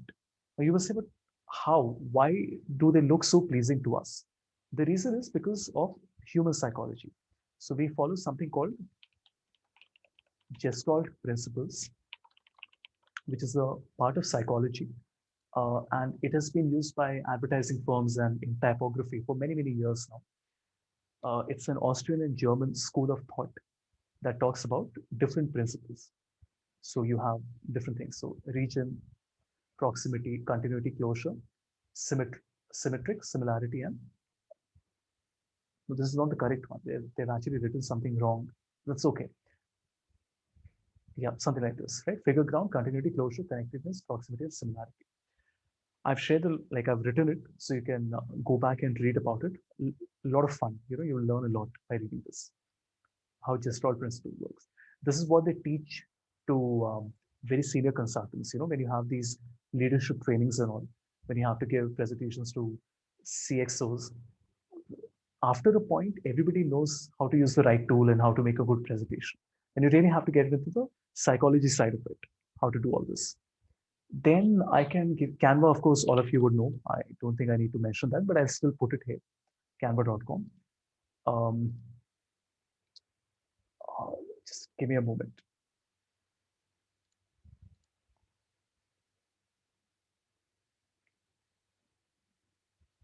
You can also look at, yeah, I like this, okay?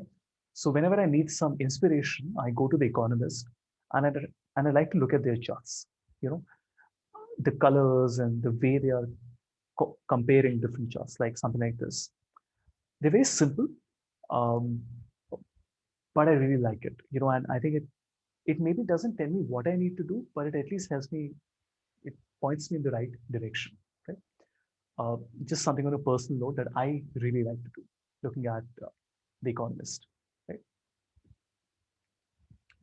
Okay, and let me just check my bookmarks.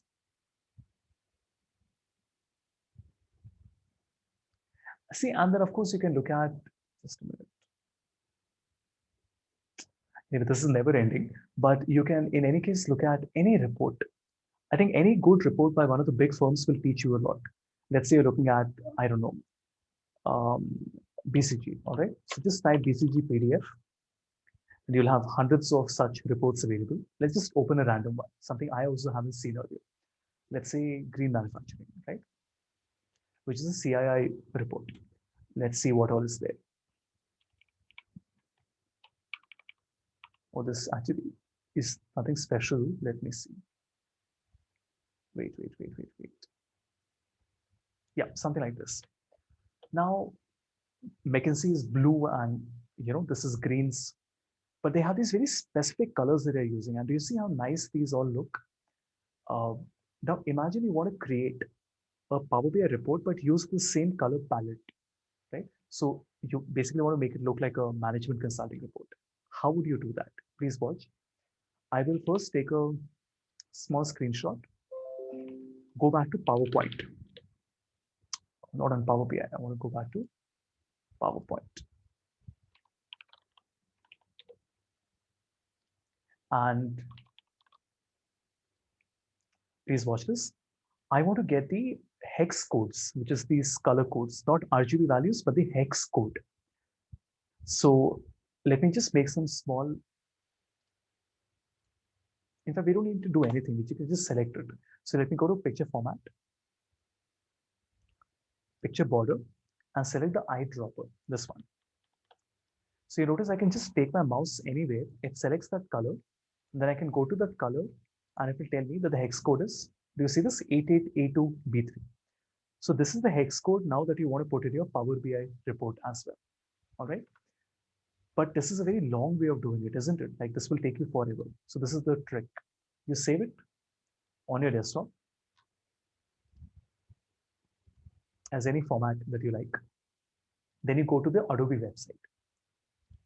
Here you import the image that you want, which is extract theme, select file. Now here you notice it will automatically detect the hex codes for all the colors that you have. Very cool, right? And you can even select any part that you want. So if you notice, I have all the colors that I need. So I have this, these are 2 colors. Then I have my green, and I also need my blue here, right? So let's say we can work with these, all right? Let's try to make a stat column chart on Power BI. So we come back and we make a simple stat column chart. So we have region, segment, and sales value. All right. So this looks very, it's very tacky, right? The colors. Do remember, even in Power BI, you have some themes available like this. So in one click, it changes it to different colors. But personally, I don't like these a lot. I don't. I mean, it's just probably my take. But I don't like this a lot. I like to put my own colors in it. Now you know how to do that. Simple. You go to format, you go to data colors, and if you notice, all these colors have been measured. So central is blue, then you have these 4 colors basically. What do? I will just copy this value, come back, come here.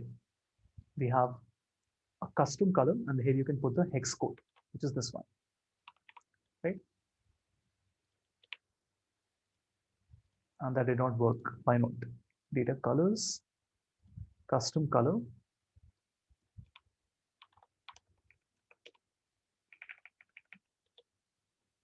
Wait. Oh, I forgot a number. 6. Okay. And let me just complete it so that you can see the world of difference that is there.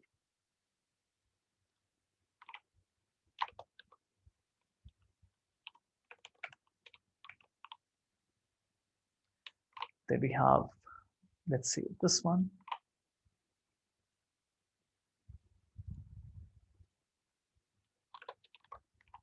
Last number is 8. And the final one is, let's take this one. So copy to clipboard.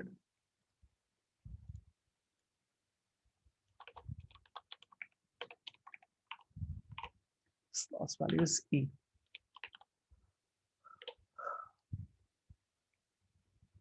Right. And now if you also want to keep the background color, so from the report that we have, we want to take this green. So let's again take a small screenshot. Come to PowerPoint. Because there's only one color, I can do it on PowerPoint itself, right? So picture format, picture border, eyedropper. Then in picture border, I'll go to more outline colors and just select this hex code. Okay, come back to Power BI, and on our page, we will go to page background, and we'll put this color there. Page color, custom color, and we can put this color there, and just reduce the transparency so you get this. Okay. So anyway, I spent some time, but I hope it was worth it, because when you see it, you realize the night and day difference that is there. And you can even try to recreate the smaller aspects, you know, the way the font that they use, the size that they have. So if you notice, they don't use a simple font, they use a serif font like this, right? Do you see this? It just is very different. Like the height of the 7 is more than the height of the 2. Isn't that peculiar? Don't you think so, everyone? Why is the height of the 7 more than the height? Like, if I ask this to you on an MCQ, you would all say, no, this is a mistake. You should never have one height more than the other height. But if you notice, that is the case. If you look at the 6, do you see how the upper arc of the 6 is actually going outside the circle at the bottom? That is why every company has a brand guideline. And brand guideline doesn't mean the color and the logo. It's much more than that. It's these small typographic aspects. And you get the idea, right? Like we can try to create all of these things. Like maybe if I want to have this color, I can just put a shape in the background. So insert shapes, make a rectangle, just try to put a fill color. Whatever, this is very bad. You get the idea, right? So this is how you can try to recreate and take a lot of ideas from other reports that you find online, right? And what else can I share with you? So icons, images, videos are there. Then you have the color, Gestalt principles, Canva, share the economist. You can go to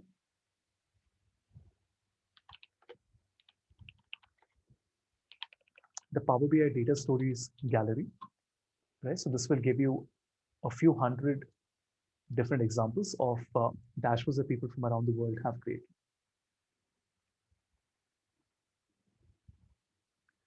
Great. So let me just save all these links and send it to you.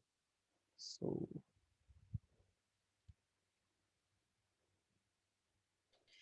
Sir, since we discussed about all these color schemes and everything, so can you just suggest something for Word reports?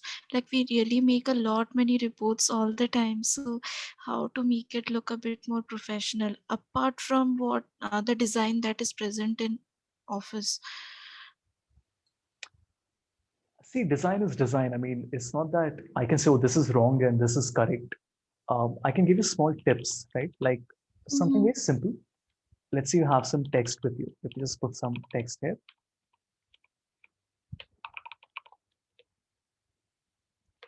Now, um,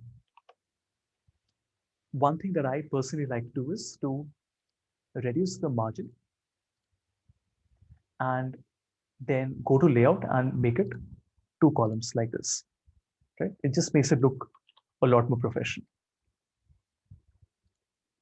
right? And obviously justified, right, everyone? So all we have done is we went to layout, we reduced the margin to narrow, and in this one, in columns, we made it two columns. You can even make it three column if you really want to go that route, but this is what I would suggest, two columns. The other thing you can do is to basically, like a magazine, do this, right? Some small things. Um, what else can you do? Just let me think. Smart arts work in Word. A lot of people ignore that. So do remember that you can insert all sort of smart arts in Word as well. Okay? So any process that you want to show, let's say a simple process like this, you can do this in a single click. And once you've done that, if you want to add more steps, you can just click on add shape. So it will add more shapes here. Sir, in Word or PowerPoint, can we have an Excel table that has the feature of calculations equals to this plus this? How Absolutely. to do that? Yeah. I will show you something even better than that. I'll show you how they can be linked with each other, right?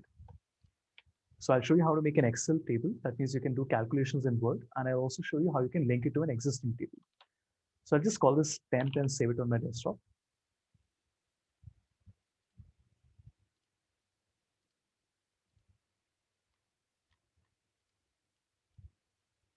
All right. Very simple. North, south, west, and east. 10, 5, 15, and 25. All right.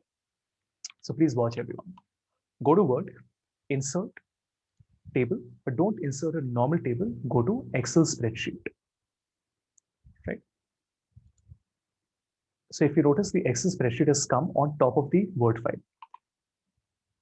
What does that mean? Now I can go to my original Excel, and after going to your original Excel, you copy the values, but do not paste it. If you paste it, it will just get pasted, which doesn't really make sense. You want to go to paste and paste it as a link, this one.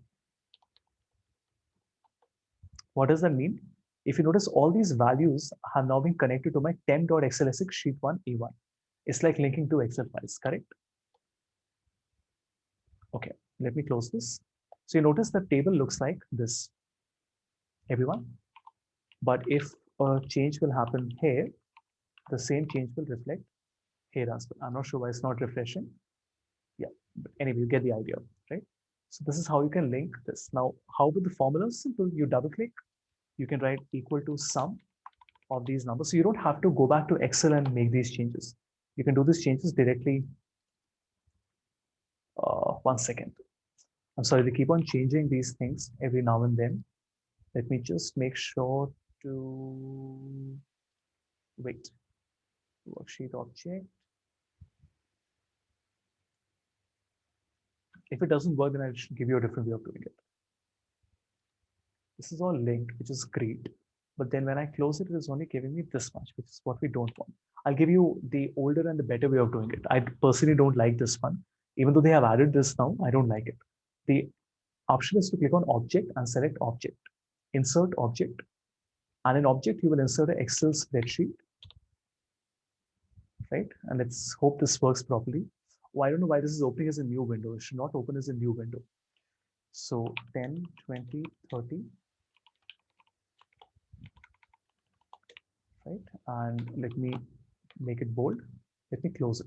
So now you notice that you're getting a table here and you can edit it as well. You can simply double click on it and it will allow you to make changes to it. So this is the process basically, right? Insert object, right? Like this, insert object, and then you insert a Excel worksheet. This can also be very handy when you want to put some formatted text on an Excel file. Like I'm swapping the example. Like let's say you make an Excel file and you want to put some text on it, maybe a report or a cover page. Now you guys will say, what's the big deal? I can just make a shape, insert shape, and you can type whatever you want, right? But then this is a shape, right? It will not give you word formatting option. So what you should do is insert link, no, text, and then object. This time in an Excel file, I want to insert a Word document. So we'll select a Word document. Now you notice a small Word document is opened inside our Excel file. Let's see if it works properly. So I'll just put some text here, close it, and you notice this text has come inside my Excel file like this. And what is the best part? This is completely going to work like this is an embedded Word document, correct? So I can simply right click, edit it. I can edit it like a normal Word document. Let's say I want to make something bold. I want to make something italicized and I want to increase the size and change the color to something else, right? So once I've done everything, close it, and the same formatting will get applied here. This is not an image, remember? This is an embedded Word document. So this is something you can explore. Should be fairly simple once you try. Okay.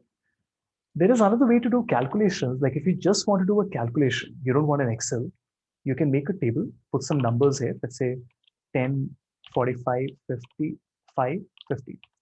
How do you get the sum of these numbers? No Excel involved, okay? This is just a normal table. You go to layout, then you select formula at the very end. What formula do you want?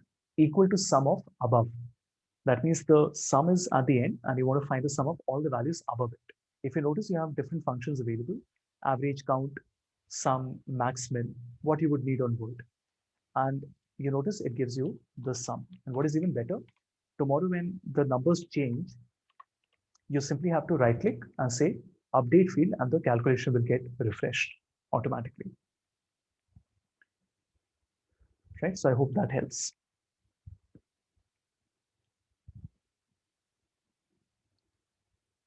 These are very quick things, 1 minute examples. It's just that you have to know that they exist and the rest should be fairly simple. Like I'll show you something. Imagine you want to send somebody a Word document and you want to take inputs from them. Like you want to say, please choose, let's say course feedback, okay? Where I say 1 is excellent and let's say 5 is, I don't know, miserable, right? So usually how would you take the user input? You would give a box, the person has to type a number, but watch this. Go to File, select Options. In Customize Ribbon, select the Developer tab, which is what we will be doing on Excel as well tomorrow, which will enable programming on Microsoft Office, right? So we have gone to File Options, Customize Ribbon, and enable the Developer tab. It's a very small thing, but very useful. On the Developer tab, I have something called a, look at this, a drop-down list content control. Drop-down list content control. What does it do? In properties, I can say that there are 5 values here. So we have 1, we have 2, we have 3, we have 4, and finally we have 5.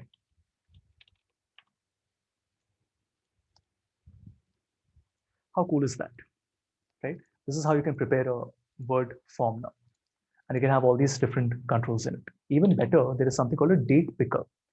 Like if you want to ask the user to input a date, you can actually select a date like this.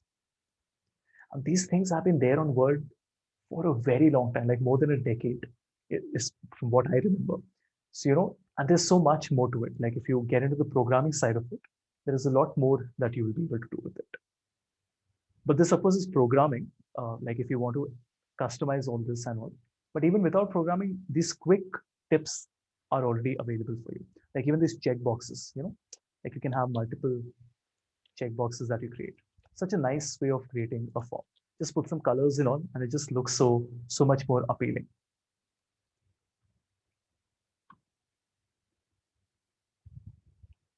Yeah. Good. What else?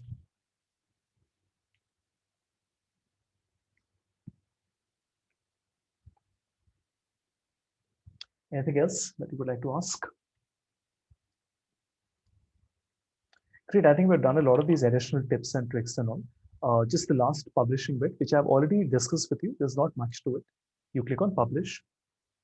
Please remember, you will only be able to publish if you have signed in. And how do you sign in? Using a college or a corporate account, not with a Gmail account. Once you publish a report to Power BI service,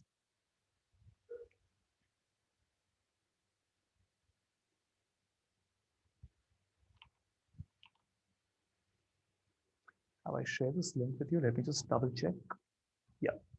So we can close this.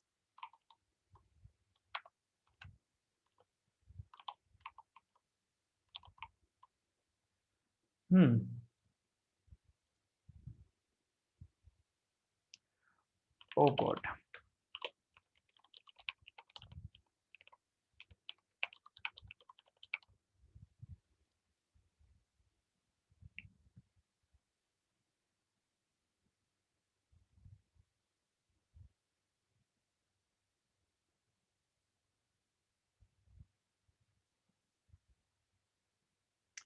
The best tip that I can give to all of you when you want to create a Word document that looks nice is to look at other reports, look at what a BCG and a McKinsey and a Bain is doing, and just try to recreate a little bit of it. What else would be better? There are two paths to this challenge, right? One is how to find the good content that you want to recreate. The other is how to do it. I can help you with the how. I can't help you with the what to create. The what is already available out there. You just have to do your research. Like, how do I know hundreds of websites where I'll get good content? Because I read a lot and I've been reading for many, many years now. How I can answer, like, if you come back tomorrow and say, so we don't really know how to make this, like, we really like this chart that McKinsey has made, but we don't really know how to make it, I'll be able to help you with that, right?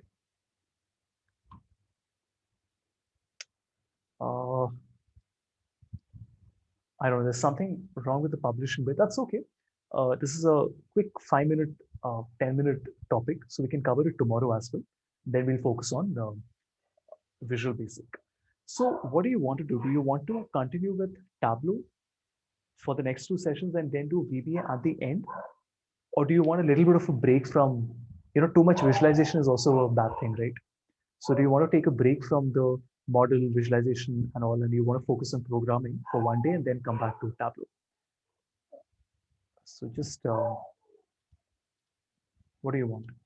So do you want VBA tomorrow or later?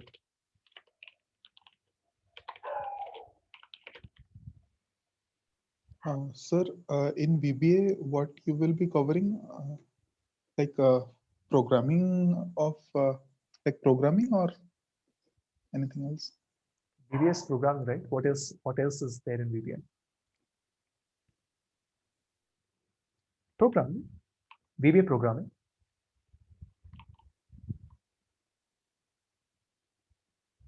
Okay, so I've got exactly 2 responses. So you want to do VBA tomorrow, right? Yeah, I think I would want to do that too.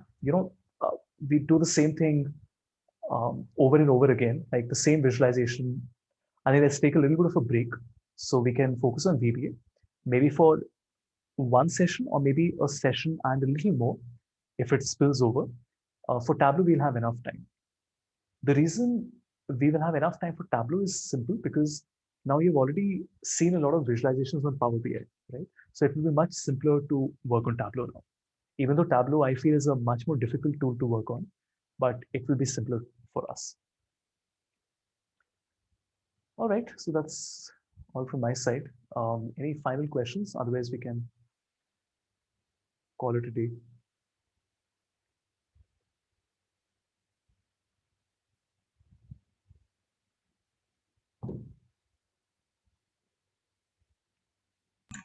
So please send the shortcut thing. It's on my desktop. I'll send it right away. Power BI, I don't think there are any shortcuts available. As it is, very few shortcuts work on Power BI.